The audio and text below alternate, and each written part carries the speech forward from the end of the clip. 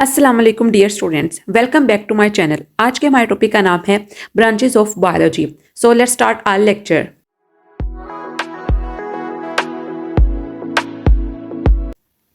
Okay बच्चों, कल के लेक्चर में बेसिकली हमने स्टडी किया था इंट्रोडक्शन टू बायोलॉजी। आपने देखा था कि बायोलॉजी साइंस की कौन सी ब्रांच है, उसका ओरिजिन कहाँ से हुआ और इसकी कुछ 3 मेन ब्रांचेस हमने स्टडी की थी।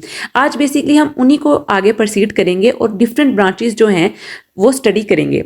ओके बच्चों, सबसे पहली ब्रांच जो हम स्टडी करेंगे वो है एनाटॉमी। एनाटॉमी का वर्ड जो बेसिकली है बच्चों वो एक ग्रीक वर्ड से निकला है।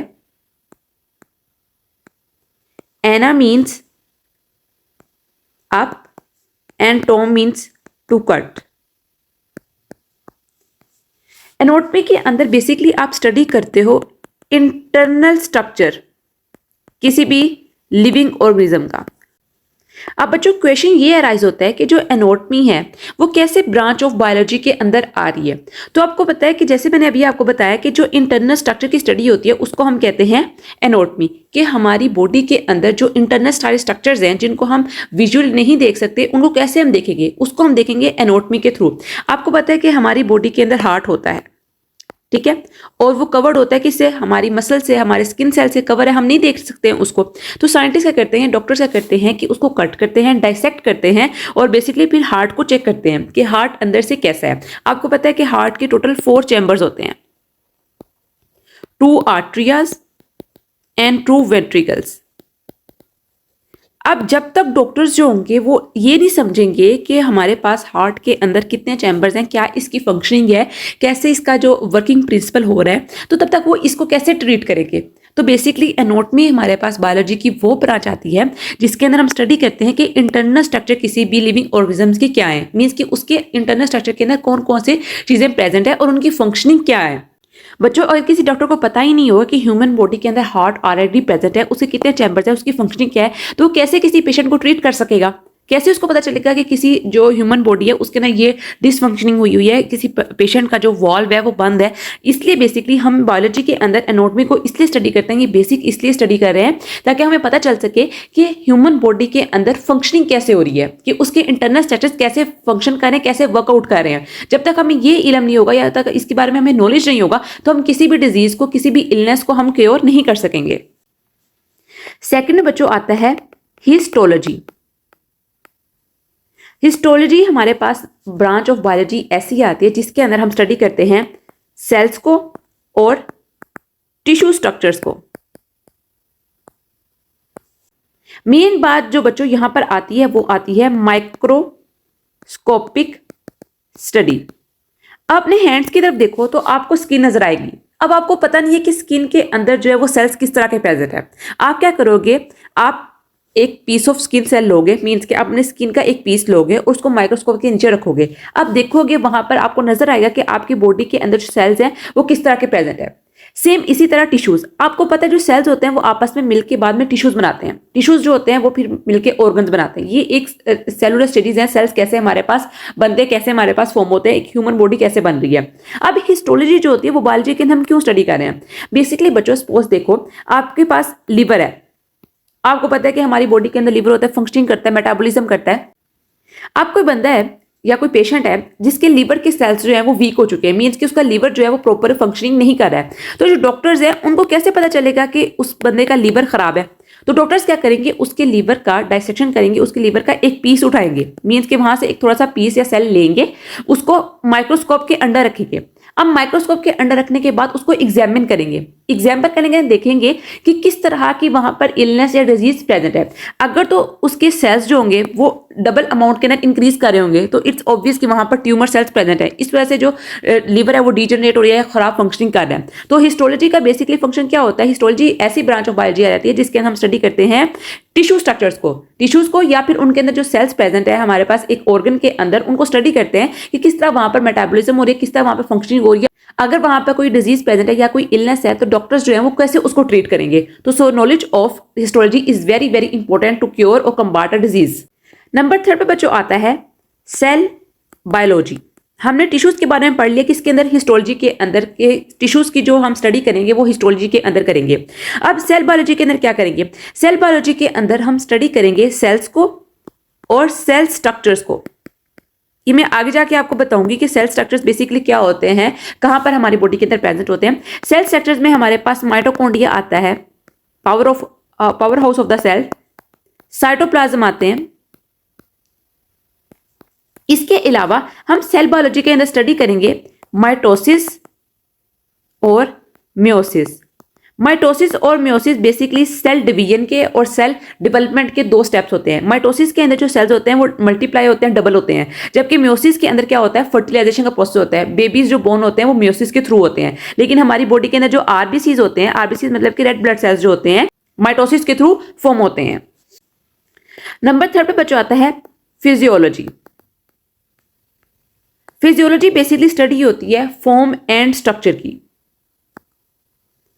कि चीजें या फिर ह्यूमन बॉडी जो है वो किस फॉर्म में प्रेजेंट है और उसका स्ट्रक्चर क्या है। फॉर एग्जाम्पल हम समझते हैं इस चीज को कैसे। देखो, एक शख्स है वो रनिंग कर रहा है। अब रनिंग के दौरान क्या हो रहा है, उसकी हार्ट बीट जो है वो इंक्रीज हो रही है, उसके मसल्स के अंदर क्या हो रही है, ऑक्सीजन की जो कंसंट्रेशन है वो डिक्रीज कर रही है। अब फिजियोलॉजी के अंदर हम स्टडी करेंगे कि किस तरह रनिंग के दौरान उसकी जो हार्ट बीट है वो इंक्रीज की है। हार्ट बीट इंक्रीज करने के साथ साथ उसका ऑक्सीजन का जो लेवल है वो सेल्स के अंदर कैसे डिक्रीज हुआ है, उसकी मसल्स की मूवमेंट कैसे हुई है, तो क्या क्या उसकी बॉडी के अंदर चेंजेस आ रहे हैं, वो सारी हम किसके अंदर पढ़ेंगे, फिजियोलॉजी के अंदर। तो बेसिकली फिजियोलॉजी कैसी ब्रांच ऑफ बायोलॉजी हुई, ब्रांच ऑफ बायोलॉजी वो हुई जिसके अंदर हम स्टडी कर रहे हैं फॉर्म एंड स्ट्रक्चर। हम देख रहे हैं कि हमारी बॉडी के अंदर चीजें प्रेजेंट है, हमारा मसल है वो कैसे फंक्शनिंग कर रहा है, हम किस चीज को उठा रहे हैं तो हम कैसे अपने मसल को एक्सटेंड करें, उठा के चीज को अपने पास लेके आ रहे हैं तो कैसे हमारे पास जो मसल्स हैं वो हमारी तरफ दोबारा वापस आ रहे हैं, कैसे वो डायरेक्शन, कैसे उनका एंगल बन रहा है। इसके अलावा हम ये भी देखते हैं कि किस तरह हमारी बॉडी के अंदर या मसल्स के अंदर जो सेल्स हैं उनको फूड प्रोवाइड हो रहा है। हम जो भी चीज खाते हैं वो सारी बातें हमारे मसल्स को भी जाती है। हम फिजियोलॉजी के अंदर ये सारी चीजें देखते हैं कि हमारी बॉडी के जो मसल्स हैं या जो भी फॉर्म और स्ट्रक्चर है मोस्ट इंपॉर्टेंट, उनकी फंक्शनिंग क्या क्या है। इन जनरल आप सिर्फ ये समझ लो, फिजियोलॉजी के अंदर हम स्टडी करेंगे कि हमारी बॉडी के अंदर कोई भी जो स्ट्रक्चर प्रेजेंट है उसकी फंक्शनिंग क्या क्या है, कि हमारे पास जो लेग्स हैं वो कैसे फंक्शन कर रही हैं, हमारे बाजू हैं वो कैसे फंक्शन कर रहे हैं, हमारा ब्रेन है वो कैसे फंक्शन कर रहा है। फिजियोलॉजी के अंदर हम ये चीज समझेंगे। नेक्स्ट आता है बच्चों जेनेटिक्स। बेसिकली जेनेटिक्स के अंदर हम समझते हैं कि किस तरह जो मैसेज होता है वो ट्रांसफर होता है वन जनरेशन से दूसरी जनरेशन के अंदर, और ये जो मैसेज होता है वो किस तरह फॉर्म में ट्रेवल होता है, वो ट्रेवल होता है जीन्स की फॉर्म में। जीन्स के अंदर क्या होता है, कोड्स लिखे होते हैं। अब ये कोड्स जो होते हैं वो हर इंसान के मुख्तलिफ होते हैं, ये सिर्फ और सिर्फ मैच करते हैं किसके साथ, अपने डिसेंडेंट्स जो कि हमारे आबाओ अजदाद गुजरे हैं उनके से साथ हमारे साथ मैच करते हैं कोड्स, ताकि हमें पता चल सके कि बंदा किस नस्ल से ताल्लुक रखता है।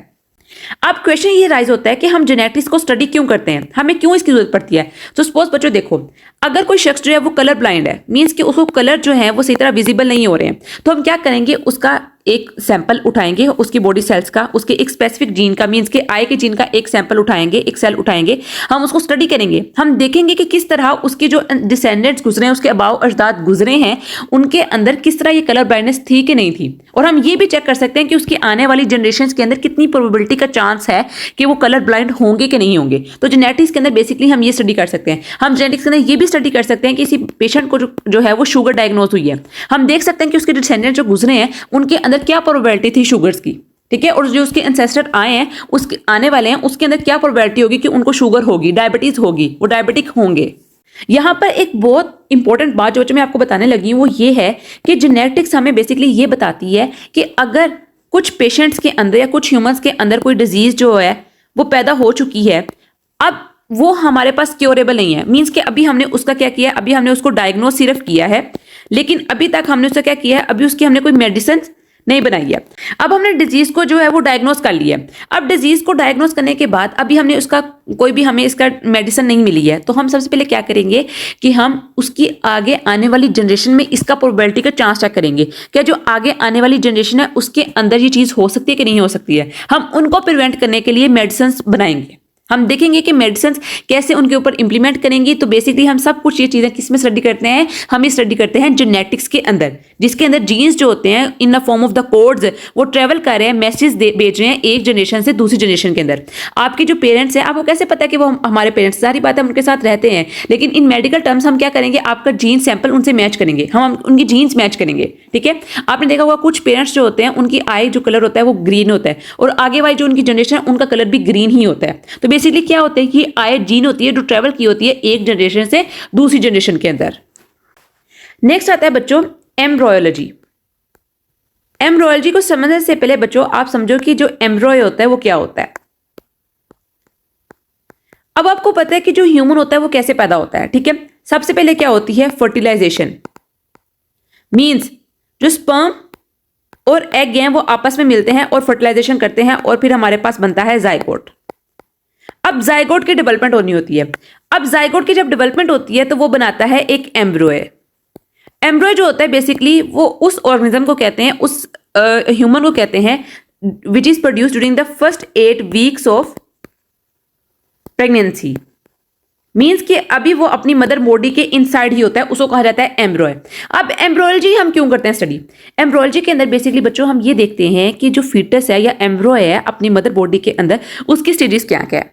हम अल्ट्रासाउंड करते हैं और देखते हैं कि उस बेबी की पोजीशन क्या है, ठीक है, वो किस फेस की तरफ प्रेजेंट है, उसका हम जेंडर देखते हैं। ये सब चीजें हम किसके अंदर स्टडी कर रहे हैं? एम्ब्रॉयलॉजी के अंदर। और साथ साथ हम ये भी डिस्टिंग्विश कर सकते हैं, ये भी देख सकते हैं कि उसको कोई डिजीज तो नहीं है, ठीक है। इसके अंदर सारी की सारी चीजें जो है वो हम एम्ब्रॉयलॉजी के अंदर स्टडी करते हैं। ओके बच्चों, लास्ट पर आता है टेक्सोनोमी।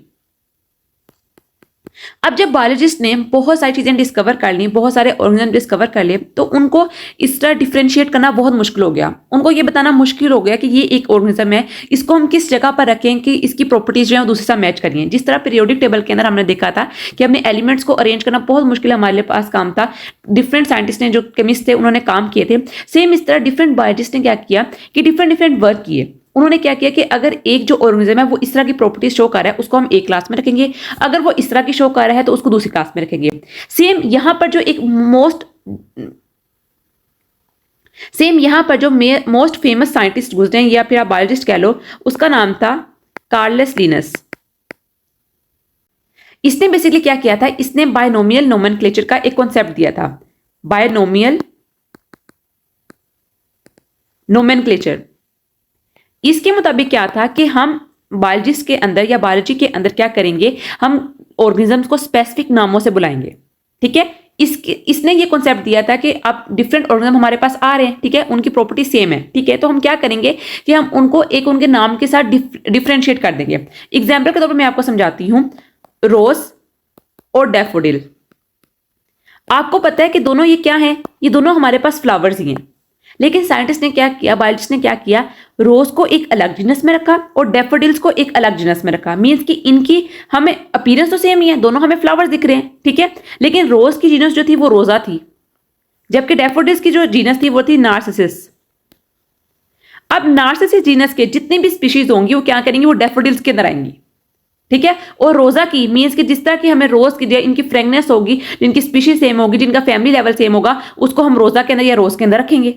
ये बेसिकली इसका फीचर था टेक्सोनोमी का, जिसके अंदर हमने क्या किया, जो ऑर्गेनिज्म हमें मिल रहे थे हमने उनका स्पेसिफिक नाम रख दिया ताकि हमें आइडेंटिफाई करना उनको आसान हो, हमें फटाफट पता चल जाए कि ये जो है ऑर्गेनिज्म, ये या जो हमने डिस्कवर किया है कोई भी ऑर्गेनिज्म या लिविंग क्रिएचर, इसको हमने किस क्लास के अंदर रखना है ताकि हमें उसको स्टडी करना बहुत आसान हो जाए। ओके बच्चों, ये था आज का लेक्चर। अगर आपको वीडियो पसंद आई तो लाजमी सब्सक्राइब करें और नोटिफिकेशन बेल को भी प्रेस करें ताकि आप कोई नई वीडियो आने वाली मिस ना कर सकें। तो बच्चों कल मिलते हैं एक नई लेक्चर वीडियो के साथ, तब तक के लिए फी अमानिल्लाह।